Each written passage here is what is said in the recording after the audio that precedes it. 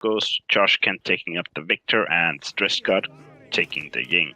And it will be Sea Monsters actually looking for the long flank to start things off, but will not find much. They're forced to come back to the point as they went pillar side, did the blue-sided Anbu team, and they got there first and able to get some capture percentage going and actually bursting down Sea Monsters a little bit here and kind of taking the fight to them as a lot of death is happening for that red-sided team. Their blood rinsing out all of their outfits there as that red is just absolutely oozing all over the map. Lucifer will fall, and that will be the almost full team wipe. Fernando's shield will keep him alive, and Christensen playing this ruckus is doing a lot of damage so far, Petri. Yeah, I would expect the Anbu team to go more forward and try to knock the Sea Monsters out of their horses, but it seemed to work out anyway. Yeah, it's definitely seemed to work out as it's been all blue so far. And my goodness, this ruckus pickup, if nobody can get in his face, he's going to... You're stasis, okay. It's going to be very it's going to be very difficult for them to get in here if they can't deal with this front force of this ruckus and he gets to have the left click adventure starring Bolt. This is going to be very tough for the red team to ever get a capture point, and on top of that, with how long the lanes are on this map, this is going to go swinging in favor of this ruckus pickup. I don't think I ever would have thought I would have said that before. Me neither. I think the Sea Monsters did the long flank right at the start kind of custom, because that allowed ruckus to just charge the point and then just stay there. And then Sea Monsters had the problem of losing Josh Kent really early, and then not being able to take back the point. And I think a lot of this is going to come down to what is Addy Moland able to do on Drogos to keep this ruckus... I'm live. Live? Okay. 04, 05, 06. Okay, we're back live and synced back up again on top of that. And again, going back to what this Drogos needs to do, if the Drogos is able to get a number of Spitfires out to keep the damage coming in onto this ruckus, they're going to have a better time. But right now, actually, it will be the red-sided team just avoiding the ruckus at all costs and just getting themselves into those caves on the backside and do whatever damage they could possibly do. And now, as prescribed, the Drogos will come as the doctor and try to remedy this ruckus situation and actually will force ruckus totally away from the payload, and it will be all red team so far as Addy Moland again on the backside after that thrust is able to get there and finish off the ruckus. So it will be the blue team having a tough time as look how spread out everybody is so far. There's fights happening all over the map and nobody's even close to coming back to this payload so far, Petri. Yeah, and Anbu sent Ying and I think Victor into the tunnels, and then Addy Moland dropped his fire speed on there, and they both died, and that basically started off the... And I'm stasised again. Finish up your thought, 12. Yeah, that basically started the Rolling Stone that crushed, pushed Anbu back from the point and the payload. And it's a tough road back, as again, we've seen so much pressure come out, not only from this Drogos, but we've seen Fernando time and time again be able to move and close the gap very quickly and put out a lot of damage, and then when in trouble, could just throw up that shield and then charge their way back towards their team to keep themselves as close to the fray as possible without being in too much danger. According to Crier, your screen died. My screen died? Not sure what that means. Stream and black item? I don't know. I see everything fine on my time here. Okay, I'm live. Okay, where are you at? 3:15, 16, 17. Perfect. As we come back towards things again, we will start to see this blue side come back onto the payload. We'll see what happens if they're able to continue to do that. And again, it's the barrack setup is just so dangerous no matter who gets there first.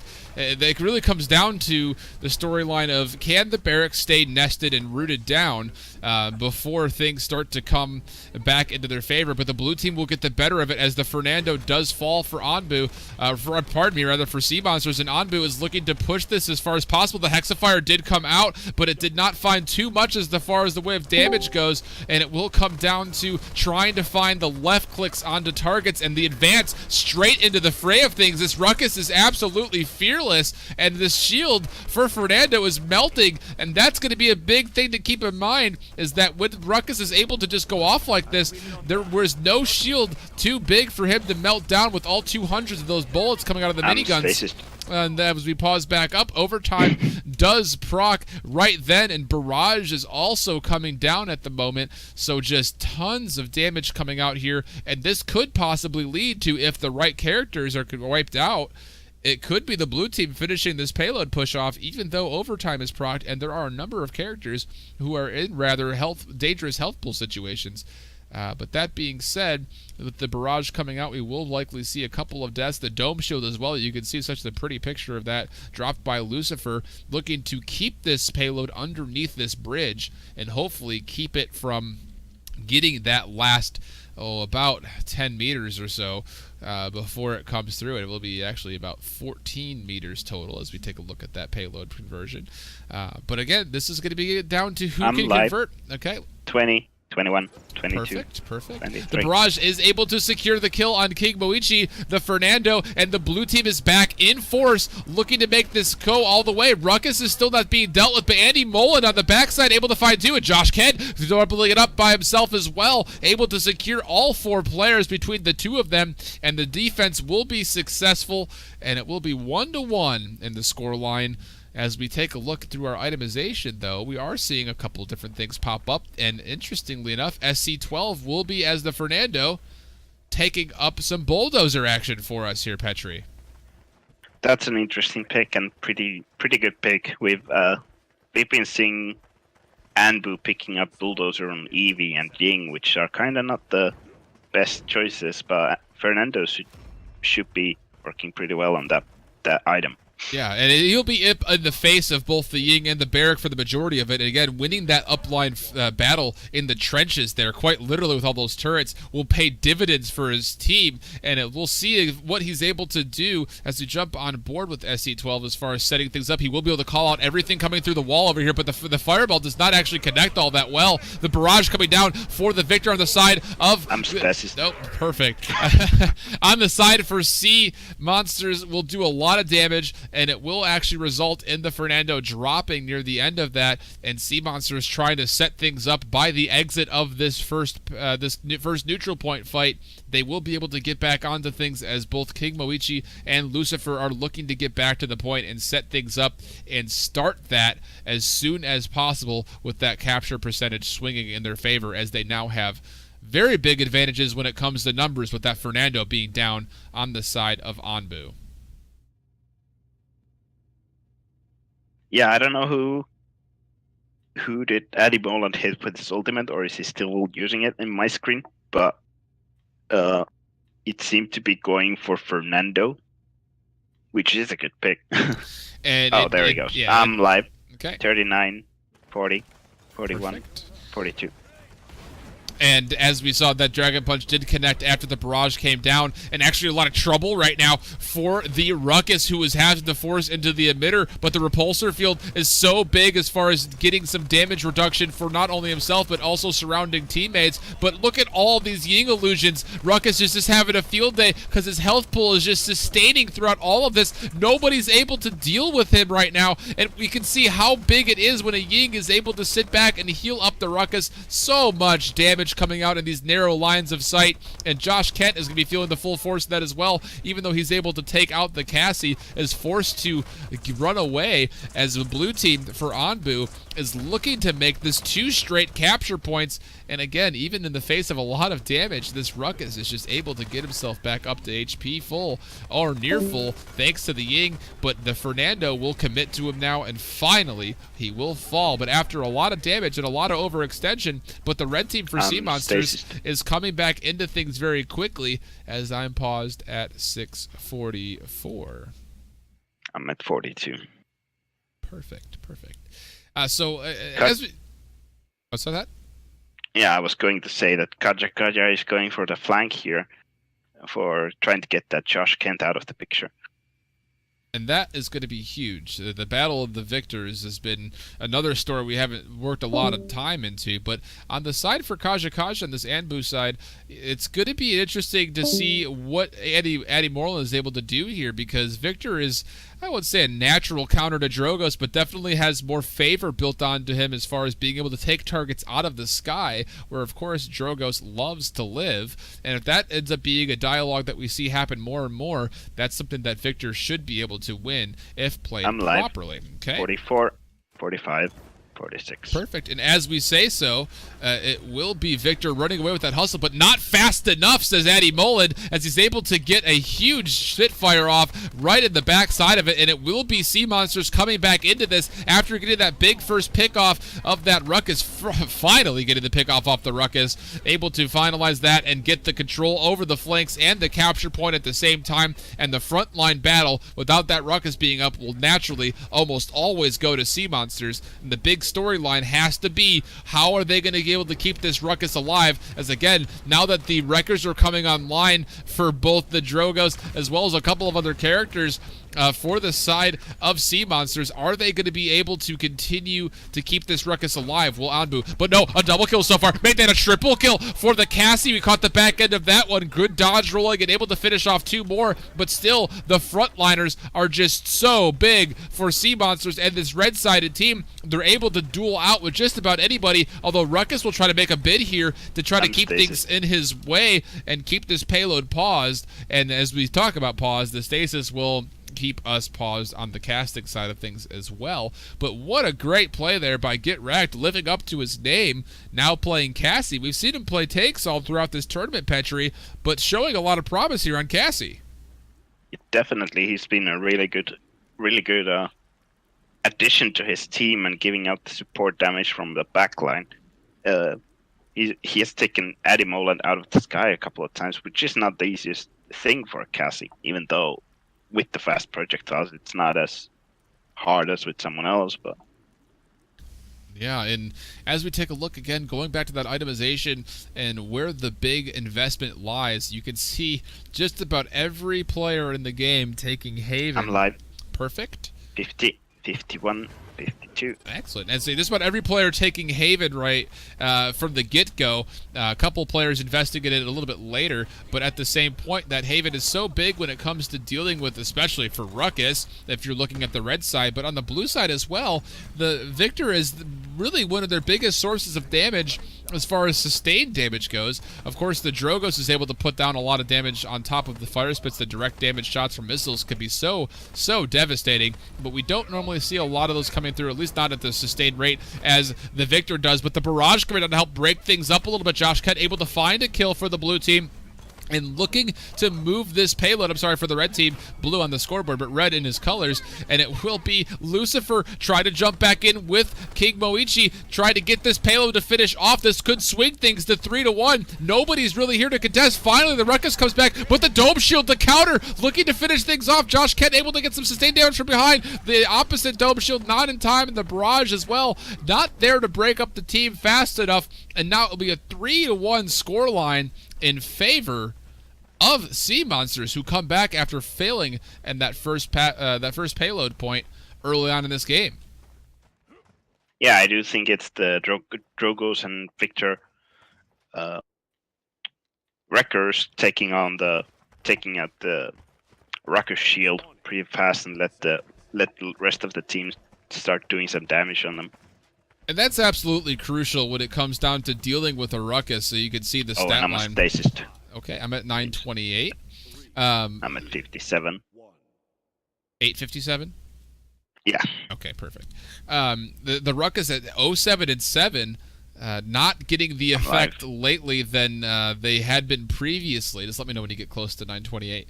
And that has been absolutely huge. Double levels of Wrecker being taken by the Drogos, and also the Victor, the major damage dealers for the side of Sea Monsters, and it's starting to pay off. Again, those direct damage shots just do so much work against shields, and of course health pools as well.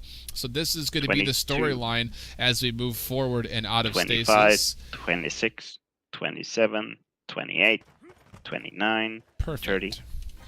And resynced up. Hopefully we can get through this stasis together as we look to possibly have one last capture point for the red-sided Sea Monsters team. They are up 1 map to nothing, this Frozen Guard being the second, and you can see again Sea Monsters electing to sit on the outside and wait to see what Anbu wants to do and where they want to commit before they actually form their own strategy, but it's allowing this payload point to get up to almost above 50%, stuck at 42. Hexafire coming out, able to find 1 kill on the big tank and get wrecked. The Cassie able to get a third. Oh, it's the worst possible time as things were getting really hot on point there, as you see Cassie mid-dodge roll on this pause. She's all over the map and was able to find a kill on top of that.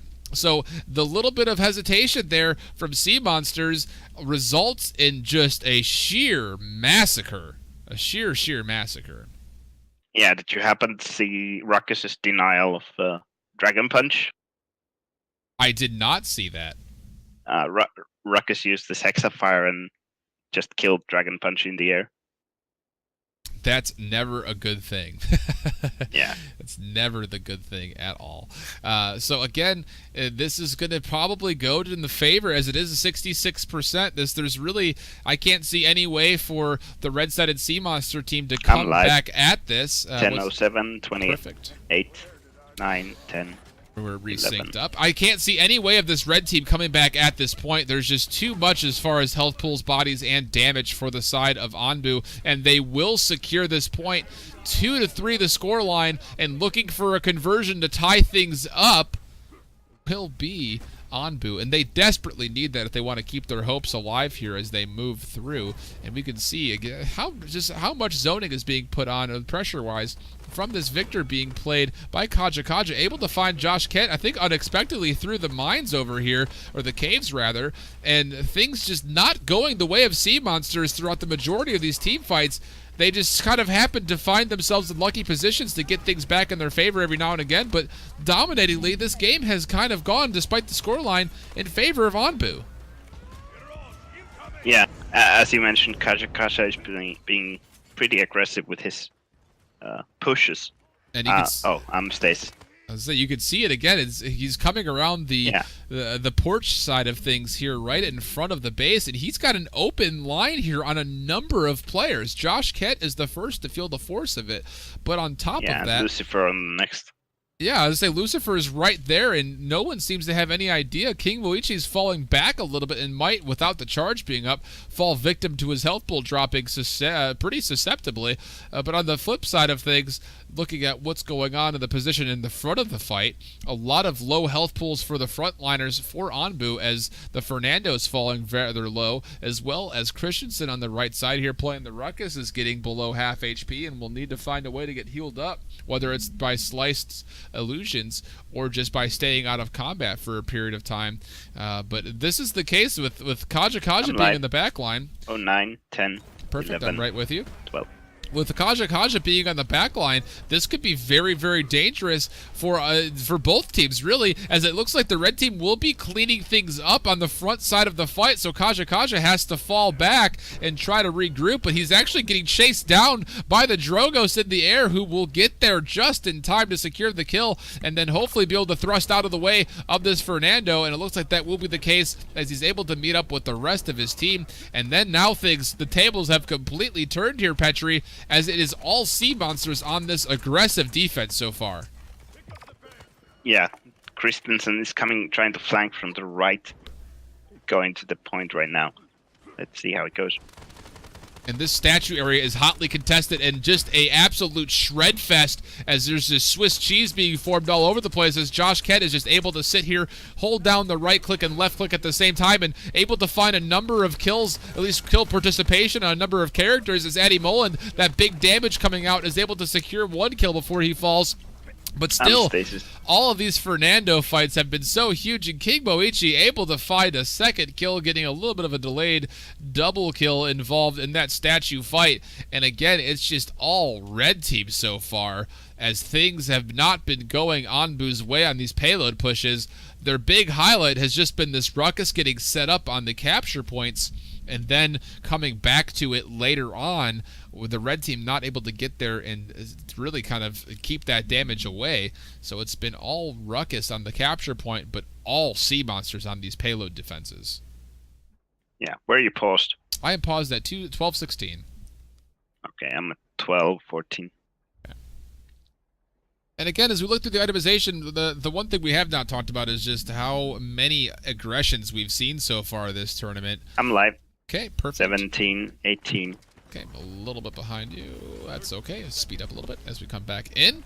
And like we were saying, there's a lot of aggressions being picked up here. And I think that there's just, on paper, it says bonus damage to your auto attacks. And people say, well, that sounds pretty good. But the numbers themselves, plus how much they cost, is there's not much equity in aggression. So some players still learning as they move through the game. But still, a lot of the gameplay we've seen so far has been very close. And a number of players have really stood out as being the shining stars. Josh Kent being one of them, even though he's from Oceania, able to find a double kill with Addy Moland actually finding a second as well. So overtime is proc. No one seemed to know that Fernando was all the way back there for the little ninja, but it will be all of the players for the red-sided Sea Monsters teams getting there. They'll push him off, do a lot of damage this way, and there's really no way with all of these damage-dealing fire spits that are coming through that Anbu will have a shot at this, and you can see the Drogos finding the double kill after the backside of those fire spits and looking almost for a third direct damage shot right there, but not the case.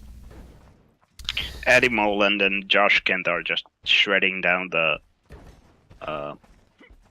keep forgetting Anbu's name. Yeah, they're frontline with those wreckers. And you can see exactly how flimsy this front line has been for Anbu, even considering the fact that they've won out. I'm stasis again. Okay, I'm paused at 13:45. I'm at 28. Okay. There have been a lot of moments here where the Ruckus and Fernando just have not stayed alive. You can see just how many deaths are on the board for Anbu. 11 for Victor, 11 for Ruckus, 13 for Cassie, and 9 for Fernando, where the maximum deaths on the side of Sea Monsters totals at 9, and that's actually on the side of their damage dealers. So that kind of tells the story. Let me know when you get close to 45. Okay, I'm at 40 now, 41. 42, 43, 4, 5, Perfect. 6.